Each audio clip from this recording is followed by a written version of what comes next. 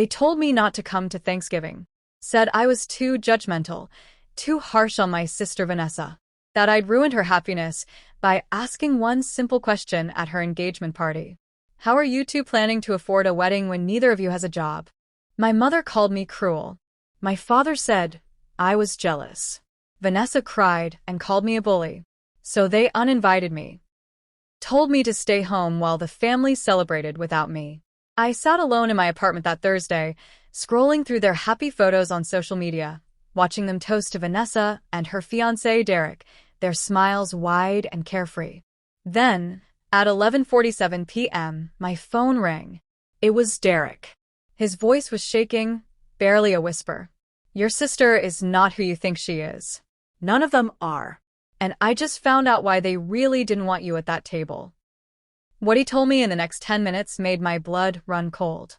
And by Friday morning, Thanksgiving dinner was the least of my family's problems. My name is Cassidy, and I'm 29 years old. I work as an accountant in Portland, Oregon. I've always been the practical one in the family, the one who pays bills on time, saves for emergencies, and asks the uncomfortable questions nobody else wants to ask. My younger sister Vanessa, 26, is the opposite. She's always been the creative one, the dreamer, the one who floats through life expecting things to work out without putting in much effort. Growing up, I watched my parents bail Vanessa out of every situation. Failed college courses because she partied too much? They paid for her to retake them. Credit card debt from shopping sprees? Dad covered it. Lost her apartment deposit because she trashed the place? Mom wrote a check.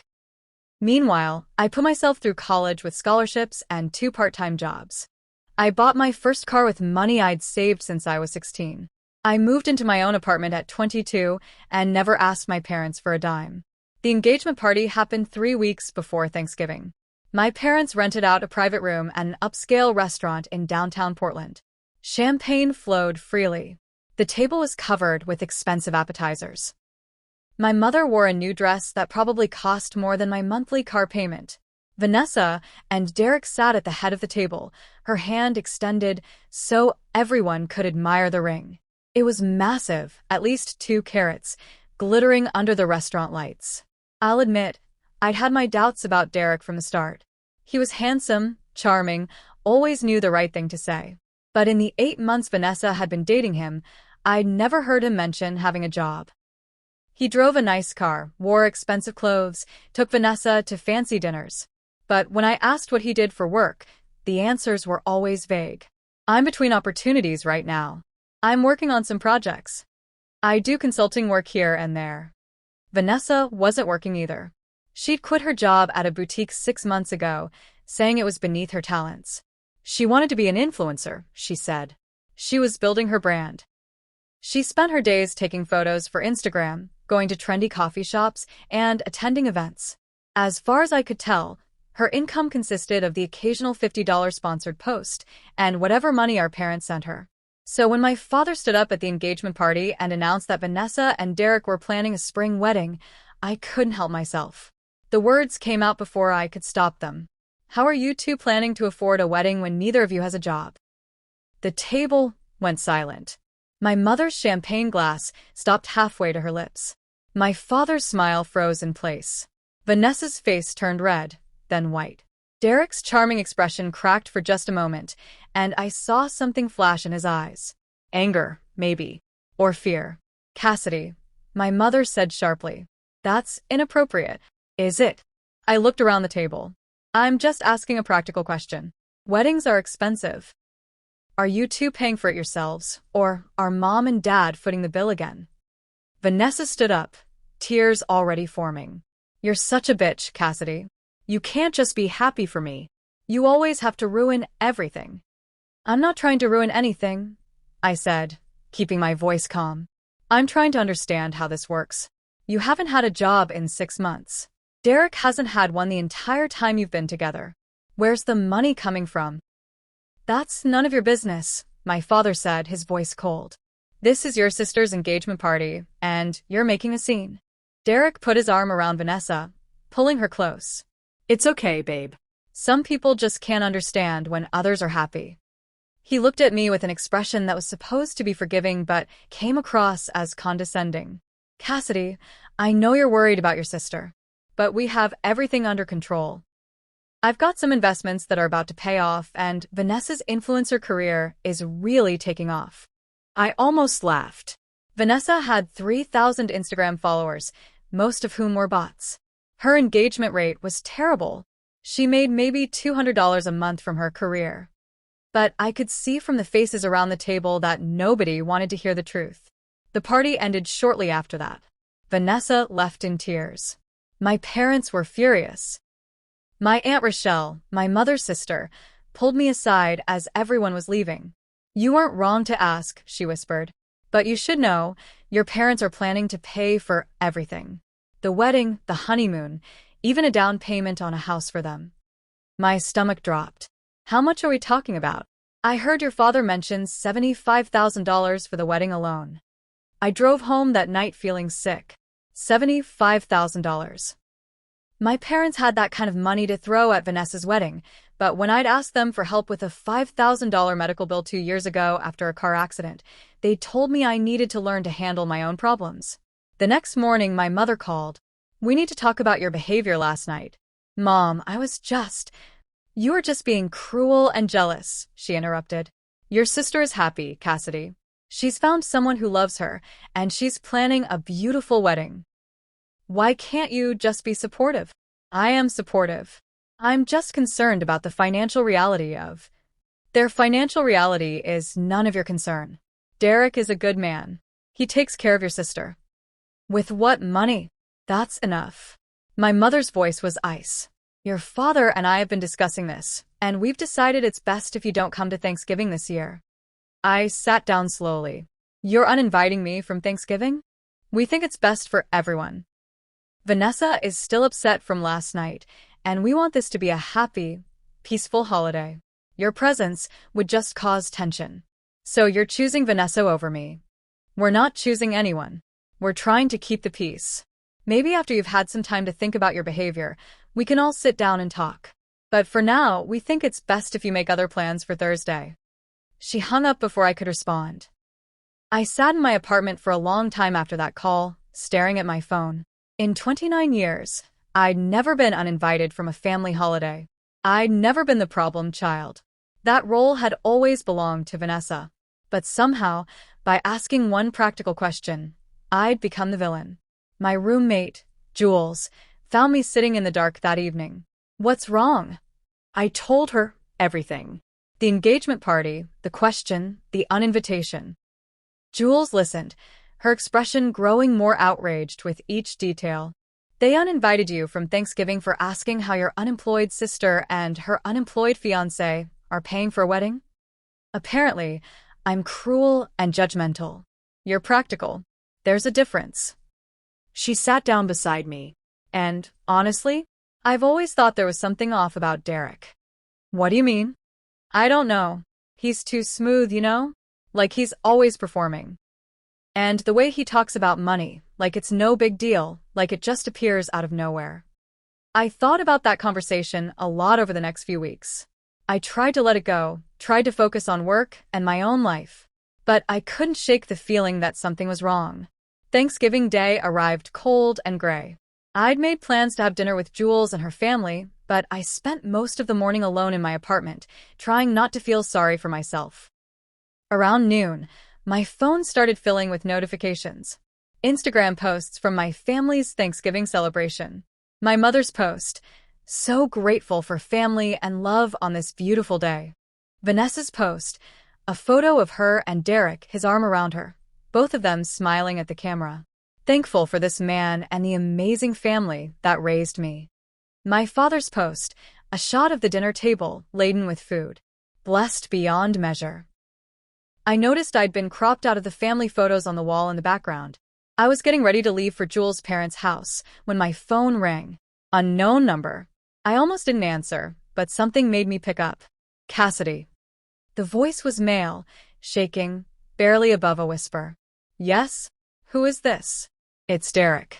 Please don't hang up. I need to talk to you, and I don't have much time. I sat down. Derek? What's going on? Are you okay? No. His voice cracked. No, I'm not okay. Listen, I need you to listen very carefully. Your sister is not who you think she is. Your parents aren't either. And I just figured out why they really didn't want you at Thanksgiving. My heart started pounding. What are you talking about? I'm at a gas station about 20 miles outside Portland. I left your parents' house 2 hours ago. I told them I was going to pick up more wine, but I'm not going back. I can't go back. Derek, you're scaring me. What happened? He took a shaky breath. Do you know why I don't have a job, Cassidy? No. Because your sister won't let me work. She's been controlling every aspect of my life for 8 months. The car I drive? She leased it in my name, but she controls the payments. The apartment I live in? Her name is on the lease, and she threatens to kick me out every time I don't do what she wants. The credit cards I use? She applied for them using my information without my permission. I felt cold. What? Your sister isn't an aspiring influencer. She's a con artist. And your parents know. They've known the whole time. They're helping her. That's insane. Why would they? Because they've been doing it for years, Cassidy. Your whole family. Well, not you. That's why they kept you out. You're the only one who asks questions. My hands were shaking. Derek, what are you saying? Your parents have been running insurance fraud schemes for the past decade. Small stuff at first, fake slip and fall claims, staged car accidents. But it's gotten bigger. They brought Vanessa in when she was 21. She's good at it, finding marks, getting them to trust her, extracting money or credit or whatever they need. And you're a mark. I was a mark. I met Vanessa at a networking event 8 months ago. I'd just sold my small business for $180,000. I was flush with cash, looking to invest, open to new opportunities. She was perfect. Beautiful, charming, interested in everything I had to say. We started dating. Things moved fast. Too fast, but I was in love, you know? What did she take from you? Everything. His voice broke. The $180,000 is gone. She convinced me to invest it in a real estate development project your father was supposedly running. I gave him the money in cash. There's no project. The money's just gone. Then she convinced me to co-sign on loans for her various projects. I'm now $60,000 in debt. She took out credit cards in my name, maxed them out. My credit score is destroyed. I have nothing left. I couldn't breathe. The engagement. There's no engagement. I mean, there was, but it was always part of the con. The wedding your parents are planning? It's not real. The whole thing is designed to extract more money from me, from my family, from anyone who wants to give us wedding gifts. Why are you telling me this now? Because I overheard your parents talking tonight after dinner. Everyone was drinking, getting comfortable. I went to the bathroom, and when I came back, I heard your father in the kitchen on the phone. He was talking about you. My chest tightened. What did he say? He said, Cassidy's getting too curious. She's asking too many questions. We need to handle this before she starts digging. Then your mother came in, and they started discussing ways to discredit you. Make you look unstable, jealous, mentally unwell. They're planning to spread rumors about you to the extended family, cut you off completely. I stood up, pacing my apartment. This can't be real. This is my family. They're not criminals. I didn't believe it either. But tonight, after I heard that conversation, I started putting pieces together. I went through Vanessa's purse while she was in the other room. She had a burner phone with messages between her and your parents. There were spreadsheets, Cassidy.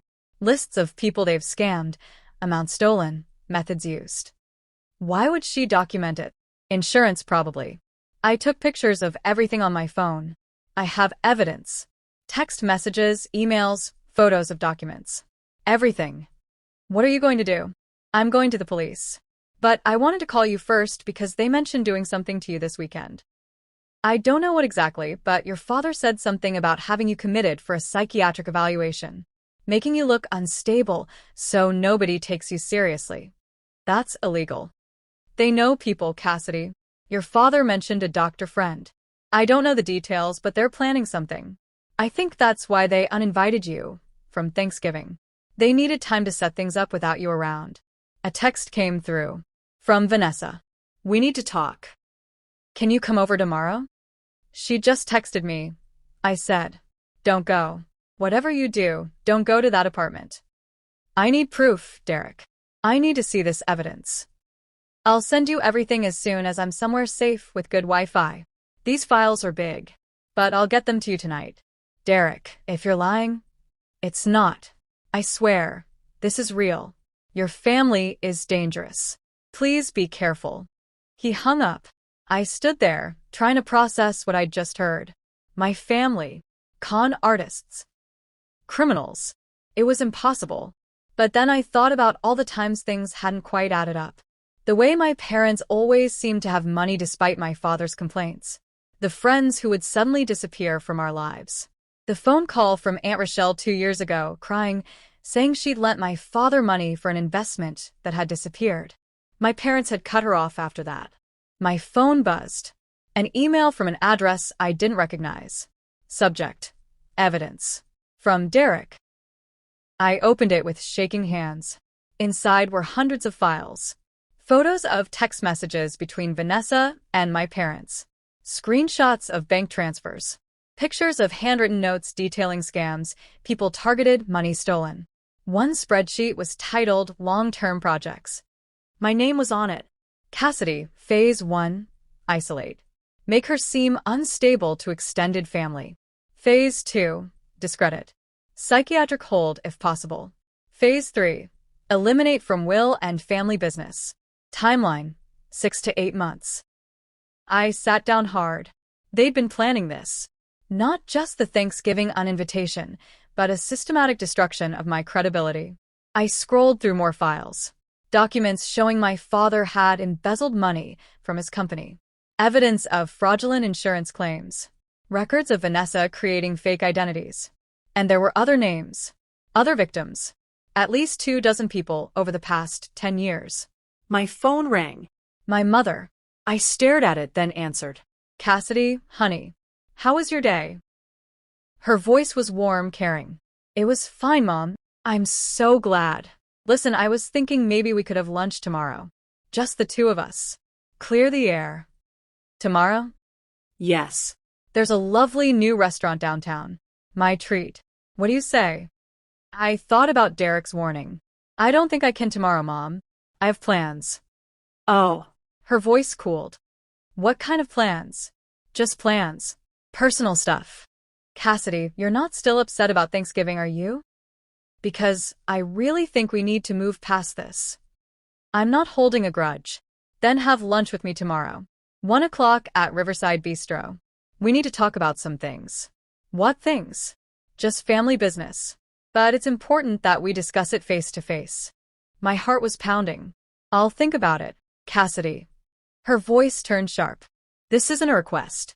There are some very serious matters we need to address regarding your behavior and your future with this family. If you can't make time for lunch tomorrow, then your father and I will come to your apartment. Either way, we're having this conversation. Is that a threat? Of course not, honey. I'm your mother. I'm trying to help you. But you're making this very difficult. I need to go, Mom. 1 o'clock tomorrow. Don't make me come find you, Cassidy. She hung up. I immediately called Jules. Hey, are you on your way? Jules, I need your help. Something's happened. Something bad. I spent the next hour at Jules' apartment, showing her everything Derek had sent. Her parents were there too, and I watched their faces change from skepticism to shock to anger. You need to go to the police, Jules' father said. Tonight. With what? I have evidence of crimes. But I'm their daughter. What if the police think I'm involved? You're clearly not involved. You're the one bringing forward the evidence. Jules grabbed my hand. We'll figure this out. Her phone buzzed. Then mine. Then her parents' phones. All the same message. A group text to my entire extended family. For my mother. We need to share some difficult news. Cassidy has been struggling with mental health issues for some time now. She's been making wild accusations against her sister and Derek, claiming they're involved in criminal activities. We've tried to get her help, but she refuses treatment. She wasn't at Thanksgiving because we felt it was best for her to have some space. We're working with doctors to get her the support she needs. Please keep her in your prayers, and if she contacts you with strange stories, please let us know immediately. She's not well. I stared at the message, my hands shaking. They just did it, I whispered. They just destroyed my credibility with everyone I know. My phone started ringing. Aunt Rochelle. I answered. Hello. Cassidy, honey, I just got your mother's message. I'm so sorry you're going through this. Aunt Rochelle, I'm not sick. Mom's lying. There was a pause. Sweetheart, why would your mother lie? Because she's covering up crimes. Her and Dad and Vanessa. I have evidence.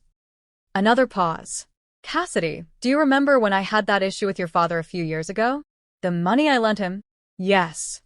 Your parents told everyone I was confused, that I was having memory problems, early dementia. They destroyed my reputation. Nobody believed me when I said the investment was fake. My breath caught. They did the same thing to you. They did. And I've spent 2 years wondering if I really was losing my mind. But if what you're saying is true, if you have evidence, then maybe I wasn't crazy. You weren't. Derek sent me everything. Bank records, text messages, documents. They've been doing this for years. Cassidy, you need to be very careful. If your parents think you know the truth, they'll come after you. They're good at making people disappear from the family, making them seem crazy. How do I protect myself? Go somewhere they can't find you. Tonight. Make copies of all that evidence. And find a lawyer, a good one, before you go to the police. She gave me the name of a lawyer she knew. She promised to reach out to other family members who might have been victims. After we hung up, I looked at Jules. I need to leave. Tonight.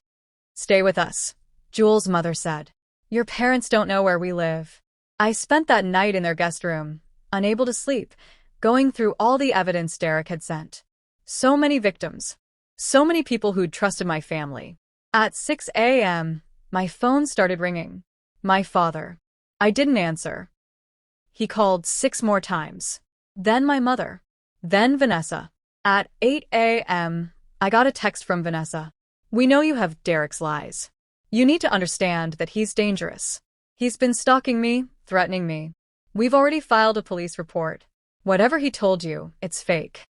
I blocked all their numbers. At 9 a.m., I called the lawyer. Her name was Patricia Vance. Ms. Vance, I need help. I have evidence that my family has been running fraud schemes for years, and now they're trying to discredit me. Tell me everything. I talked for an hour. When I finished, she was quiet. This is serious, she said. But you've done the right thing. Send me all the evidence. I'm going to review it with a colleague. If it's as solid as you say, we're going to the FBI, not the local police. The FBI? Bank fraud, wire fraud, identity theft across state lines. These are federal crimes. The FBI has resources the local police don't. But Cassidy, once we start this process, there's no going back. Your family will be investigated, arrested, prosecuted. Your relationship with them will be over. It's already over. Are you sure? Because once you testify against them, you can never be part of that family again. I thought about everything.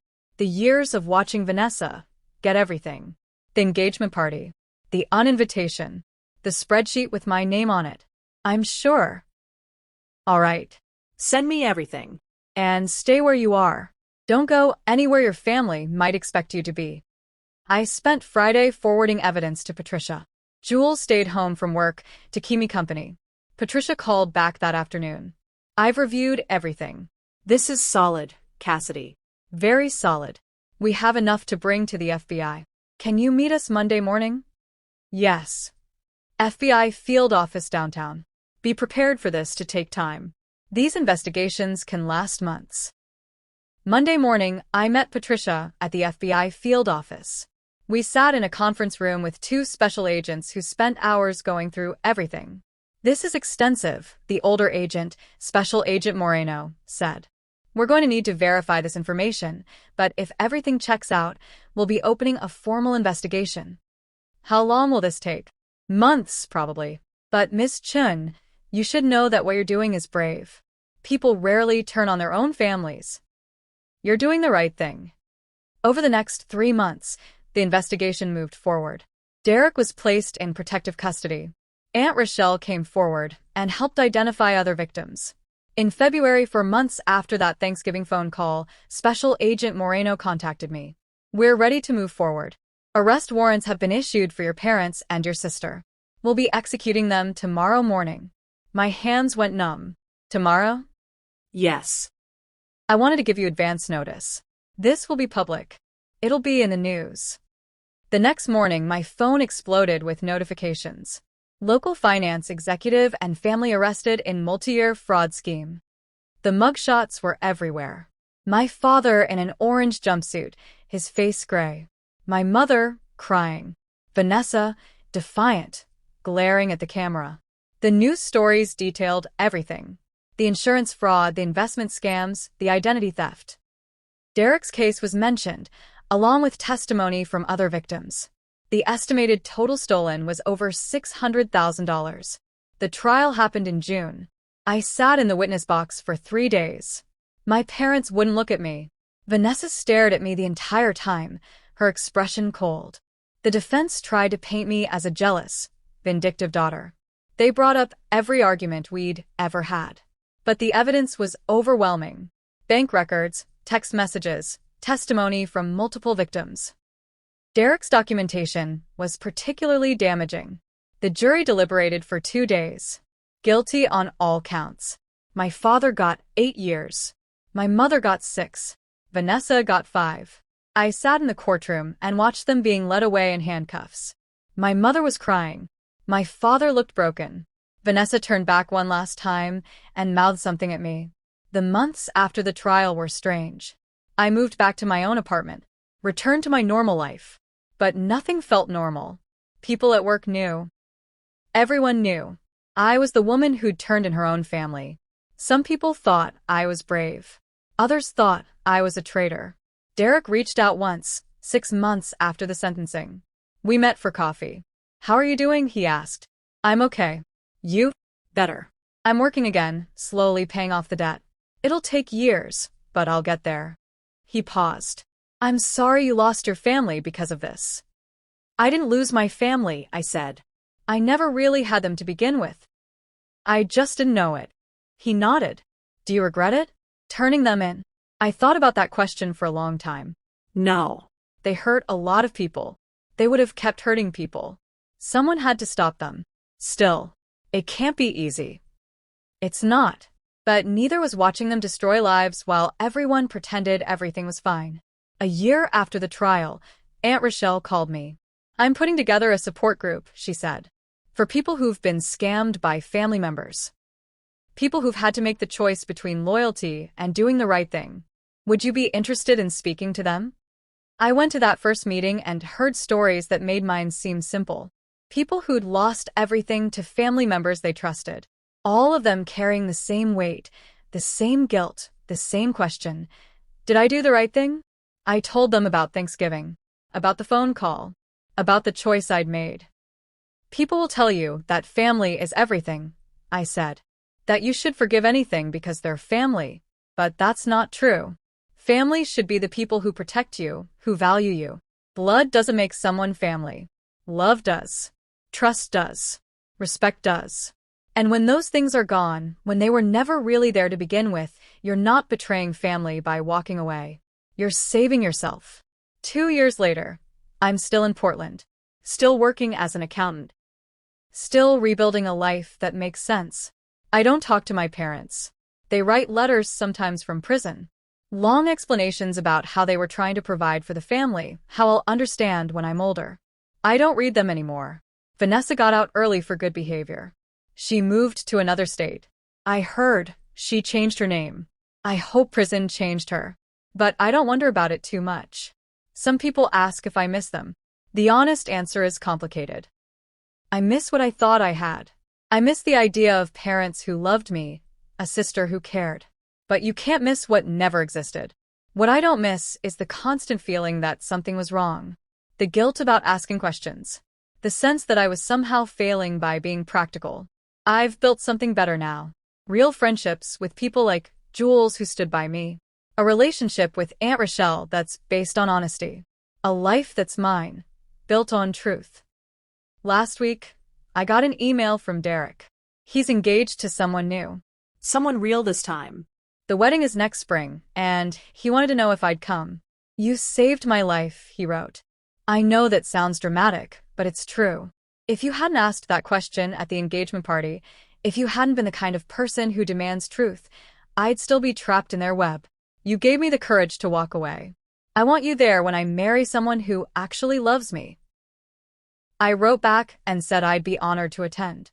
Sometimes people ask me if I'd do it differently, if I could go back. If I'd keep my mouth shut at that engagement party, show up to Thanksgiving, pretend everything was fine. The answer is no. Because that question I asked wasn't cruel. It wasn't jealous. It was honest. And honesty is what exposed everything. I'm not the villain in this story, no matter how my parents tried to paint me. I'm the person who asked questions when everyone else was afraid to.